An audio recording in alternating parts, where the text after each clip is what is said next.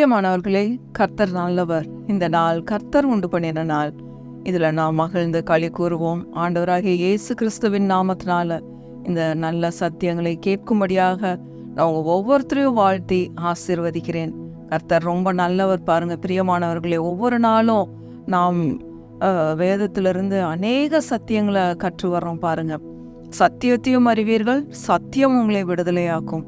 நம்மளுடைய வாழ்க்கையில் சந்தேகத்துக்கு இடமே இல்லை, கேள்விக்கு பதில் இல்லாமல் இல்லவே இல்லை. இந்த வேதத்துக்கு இன்னொரு பெயர் என்னன்னா, இது ஒரு ஆன்சர் புக்கு. பாருங்க, பதில் இல்லாத கேள்வியே கிடையாது. எல்லா கேள்விகளுக்கும் உங்களுக்கு லட்சக்கணக்கான கேள்விகள் வாழ்க்கையில் இருக்குமா? என் லட்சக்கணக்கான கேள்விகளுக்கும் கோடிக்கணக்கான கேள்விகளுக்கும் வேதத்தில் ஆண்டவர் பதிலை வச்சிருக்காரு. பாருங்க, அதுவும் சாதாரணமான பதில் கிடையாது. நம்மளுடைய ஒவ்வொரு பிரச்சனைகளுக்கும் சூப்பர் நேச்சுரலாக பதில் வச்சிருக்காரு. பிரியமானவர்களே, நம்ம அவரோட வார்த்தையோடு கூட ஒத்து போய் நம்மளுடைய வாழ்க்கையை வார்த்தையோடு கூட அலைன் பண்ணிக்கிட்டோம் அப்படின்னா நிச்சயமாகவே வெற்றி நம்மளுக்கு தான். பாருங்க, கர்த்தர் ரொம்ப நல்லவர். பிரியமானவர்களே, ஒவ்வொரு நாளும் சொல்லப்படுகிற வார்த்தைகளை எடுத்து இருதயத்தில் வைத்து அவைகளை நீங்கள் தியானம் பண்ணும்போது நிச்சயமாக அது உங்களுடைய வாழ்க்கையில் பிரயோஜனம் உள்ளதாக இருக்கும்.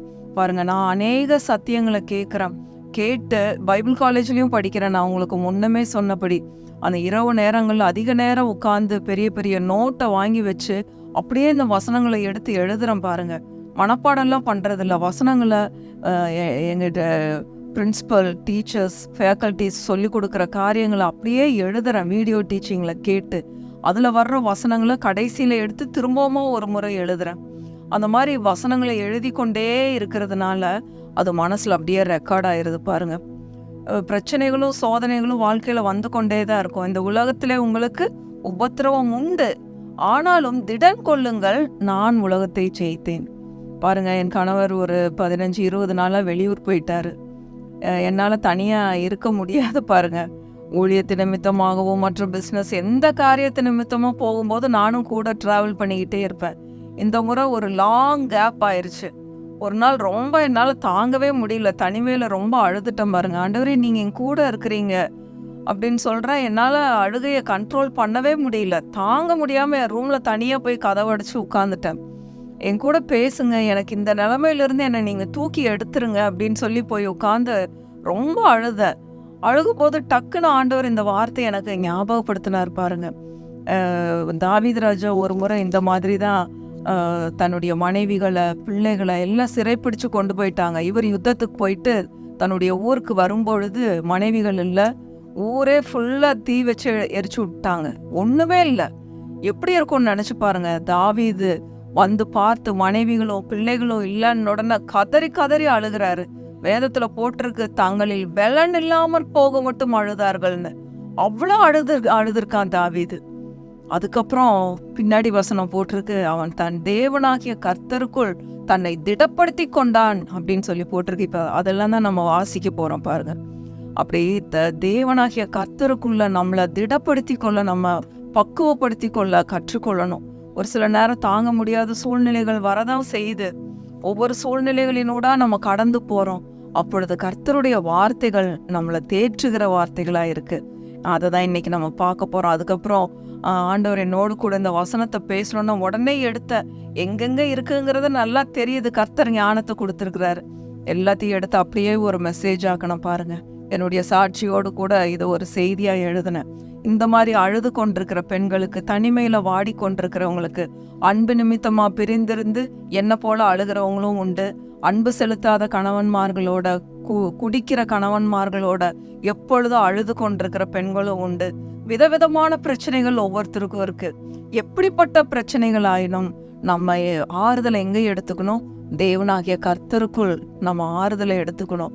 கர்த்தருக்குள்ள நம்மளை திடப்படுத்தி கொள்ளணும். அதுதான் இன்றைக்கு பார்க்க போறோம். பாருங்க, 1 சாமுவேல் 27வது அதிகாரம், 1 சாமுவேல் 27 முதல் 2 வசனங்களை வாசிக்கிறேன். பாருங்க, பின்பு தாவீது, நான் எந்த நாளிலாகிலும் ஒரு நாள் சவுலின் கையினால் மடிந்து போவேன். சவுல் பாருங்க, தாவீது ராஜாவை துரத்தி வந்துகிட்டே இருக்கிறாரு. துரத்தி வந்து எப்படியாவது தாவீதை கொன்னறணும் அப்படின்னு சொல்லிட்டு துரத்தி வராரு. பாருங்க, இனி சவுல் இஸ்ரவேலின் எல்லைகளில் எங்கேயாவது என்னை கண்டுபிடிக்கலாம் என்கிற நம்பிக்கை அற்று போகும்படிக்கும் நான் அவன் கைக்கு நீங்களாயிருக்கும்படிக்கு நான் பெலிஸ்தரின் தேசத்திற்கு போய் தப்பித்துக் கொள்வதை பார்த்திலும் நலமான காரியம் வேறில்லை என்று தன் இருதயத்தில் யோசித்தான். ஆகையால் தாவீது தன்னோடு இருந்த 600 பேரோடும் கூட எழுந்திருந்து மாயோகின் குமாரனாகிய ஆகீஸ் என்னும் காத்தின் ராஜாவின் இடத்தில் போய் சேர்ந்தான். சவுல் துரத்திட்டு வந்ததுனால, சுருக்கமா புரிஞ்சுக்கோங்க, துரத்திட்டு வந்ததுனால ஆகீஸ்ட ராஜா கிட்ட போய் தாவீது அங்க தங்கி இருக்காரு. அங்க தங்கி இருந்து சுற்றிலுள்ள எல்லா இடங்களுக்கும் யுத்தத்துக்கு போய் வர்றாரு. அப்படி போய் ஒரு டைம் வரும்போதுதான் ஊர்ல சிக்லாக்ன்ற இடத்துல தங்கி இருக்காங்க தாவீது, அவனுடைய 2 மனைவிகள், பிள்ளைகள் எல்லாரும் அங்கதான் தங்கி இருக்காங்க. யுத்தத்துக்கு போயிட்டு வரும்போது பார்த்தா ஊர்ல யாருமே இல்லை. 1 சாமுவேல் 30வது அதிகாரம் பாருங்க, முதல் வசனம் வாசிக்கிறேன். தாவீதும் அவன் மனுஷரும் 3ஆம் நாளிலே சிக்லாகுக்கு வந்து சேருகிறதற்குள்ளே அமலேக்கியர் தென்புறத்து சீமையின் மேலும் சிக்லாகின் மேலும் விழுந்து சிக்லாகை கொள்ளையடித்து அதை அக்கினியால் சுட்டெரித்து, நான் சொன்னபடி ஊரே காலியாக்கிட்டாங்க, அதை கொள்ளையடிச்சு தீ வச்சு விட்டாங்க, அக்கினியினால சுட்டெரித்து அதிலிருந்த ஸ்திரீகளாகிய சிறியவர்களையும் பெரியவர்களையும் சிறைப்பிடித்து ஒருவரையும் கொன்று போடாமல் அவர்களை பிடித்து கொண்டு தங்கள் வழியே போய்விட்டார்கள். அதுல அவங்களுடைய 2 மனைவிகள், பிள்ளைகள், இன்னும் தாவீது ராஜா கூட இருந்த அத்தனை பேரோட மனைவிமார்களும் அங்க இருந்திருக்காங்க. எல்லா மனைவிகளும் பிள்ளைகளும் சிறை பிடித்து கொண்டு போகப்பட்டாங்க. அப்ப தாவீது கூட இருந்த 600 பேருக்கு எவ்வளவு கோபம் வந்திருக்கும். எல்லாம் தாவீது ராஜாவை கொல்ல பாக்குறாங்க, கல்லெடுத்து கொல்ல பாக்குறாங்க பாருங்க. அந்த நேரத்துல தாவீதுக்கு எப்படி இருந்திருக்கும்னு பாருங்க. 6வது வசனம், 1 சாமுவேல் 30:6. தாவீது மிகவும் நெருக்கப்பட்டான். சகல ஜனங்களும் தங்கள் குமாரர் குமாரத்திகளின் நிமித்தம் மனக்லேசமானதினால் அவனை கல்லெறிய வேண்டும் என்று சொல்லி கொண்டார்கள். இன்றைக்கு உங்களுக்குள்ள இப்படிப்பட்ட மனக்லேசம் இருக்கா? நீங்க நெருக்கப்படுறீங்களா? நம்ம நெருக்கப்படுகிற காலங்களில் கர்த்தர் தான் நம்மளுடைய தஞ்சமானவர் பாருங்க. அவனை கல்லெறிய வேண்டும் என்று சொல்லி கொண்டார்கள். அடுத்த வசனம் அடுத்த லைன் ரொம்ப முக்கியமான வரி பாருங்க. இந்த வார்த்தையிலிருந்து தான் ஆண்டவர் என்னோடு கூட பேசினார். அன்னைக்கு ரொம்ப அழுத அந்த நேரத்துலதான் ஆண்டவர் இந்த வார்த்தையோடு என்னோடு பேசினார் பாருங்க. தாவீது தன் தேவனாகிய கர்த்தருக்குள்ளே தன்னை திடப்படுத்தி கொண்டான். தன் தேவனாகிய கர்த்தருக்குள்ளே தன்னை திடப்படுத்தி கொண்டான். அழுது கொண்டிருக்கிற பெண்கள் என்ன பண்ணணும்? ஆண்கள் யாரா இருந்தாலும் சரி, சிறு பிள்ளைகள், வாலிபர்கள், இந்த சத்தியத்தை கேட்கிற யாரா இருந்தாலும், உங்கள தாங்க முடியாதபடி ரொம்ப துக்கப்படுறீங்களா? எங்க போய் ஆறுதல் எடுத்துக்கிறதுன்னு அங்கேங்க அலமோதுறீங்களா? எனக்கு யாருமே இல்லையே, யார் இடத்துல போய் என்னுடைய பிரச்சனையை ஷேர் பண்ணுவேன்னு நினைக்கிறீங்களா?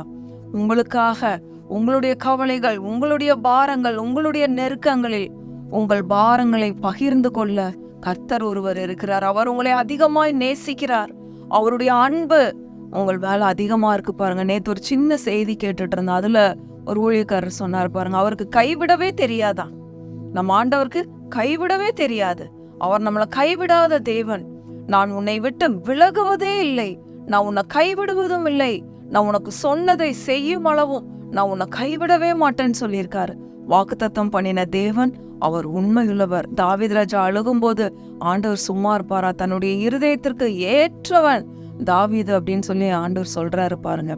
அப்ப பாருங்க, தன் தேவனாகிய கர்த்தருக்குள்ளே தன்னை திடப்படுத்தி கொண்டான். உடனே போய் தாவீது ஆண்டவர்கிட்ட கேட்கிறான், ஆண்டவரே, நான் அந்த தண்டை புடிச்சிட்டு போயிருக்காங்களா, அவனுங்களை நான் பின்தொடரலாமா, அந்த தண்டை பின்தொடரலாமான்னு போய் கேட்கும்போது ஆண்டவர் சொல்றாரு, நீ போ, சகலத்தையும் நீ திருப்பிக் கொள்வாய்ன்னு ஆண்டவர் பேசுறாரு பாருங்க. 8வது வசனம், 1 சாமுவேல் 30:8. தாவீது கர்த்தரை நோக்கி, நான் அந்த தண்டை பின்தொடர வேண்டுமா, அதை பிடிப்பேனா என்று கேட்டான். அதற்கு அவர், அதை பின்தொடர், அதை நீ பிடித்து சகலத்தையும் திருப்பிக் கொள்வாய்.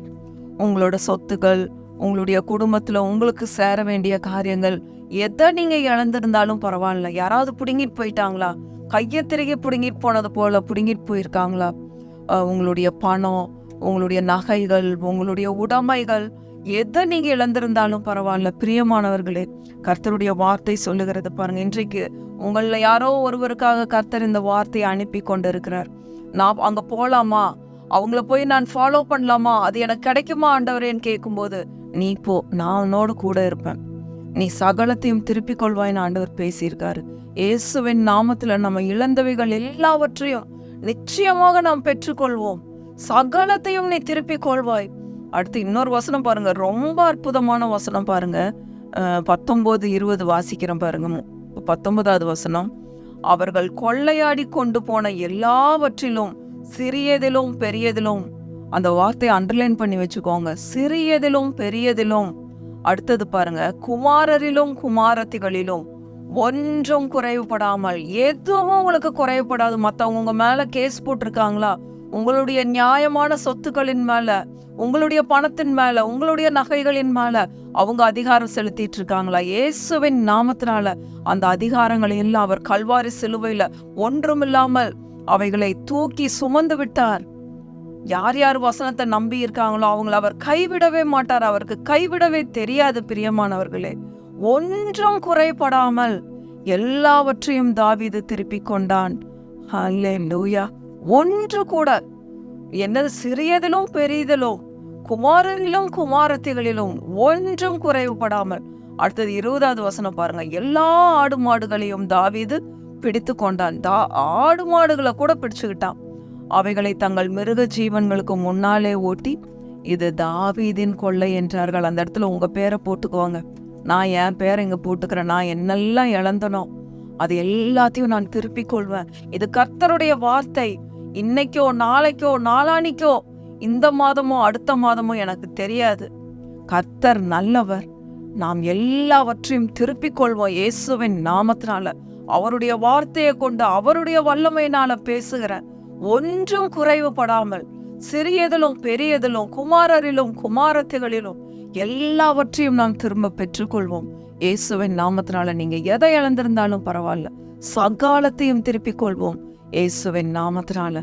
தேவனாகிய கர்த்தருக்குள்ள உங்களை திடப்படுத்துங்க. பாருங்க, அன்னைக்கு ஒரு அழுக என்னால தாங்க முடியாம கர்த்தர் எப்படிப்பட்ட வார்த்தைகளோட அன்னைக்கு என்னை பலப்படுத்தினாரு பாருங்க. இந்த மாதிரி தான் நம்ம ஒரு சில நேரங்கள்ல அப்படியே சோர்ந்து போயிடுறோம், என்ன பண்றதுன்னே தெரியாம. அப்ப அந்த மாதிரி நேரங்கள்ல நம்ம என்ன பண்ணணும், தேவனாகிய கர்த்தருக்குள் நம்மை திடப்படுத்தி கொள்ள வேண்டும். பிரியமானவர்களே, இந்த வார்த்தைகள் நிச்சயமாக உங்களுக்கு பிரயோஜனமா இருந்திருக்கும்னு நான் நம்புறேன். இதை விளையாட்டு போல எடுத்துக்காதீங்க. இதெல்லாம் கர்த்தருடைய வார்த்தைகள். ஒன்று கூட வெறுமையாய் திரும்பாது. எல்லா வார்த்தைகளும் நிச்சயமாய் கனி கொடுக்கிற வார்த்தைகள், பலன் கொடுக்கிற வார்த்தைகள். பாருங்க, ஒவ்வொரு வார்த்தையும் நீங்க எடுத்து வச்சு அதை எழுதி கருத்தா ஃபாலோ பண்ணி வாங்க. நீங்க வாழ்க்கையில எதை இழந்திருந்தாலும் அதை 2 மடங்காய் நீங்கள் திரும்ப பெற்றுக்கொள்வீர்கள் இயேசுவின் நாமத்தினால. கர்த்தர் நல்லவர், அவரை துதியுங்கள், அவர் கிருபை என்றும் உள்ளது. ஆமென், ஆமென், ஆமென்.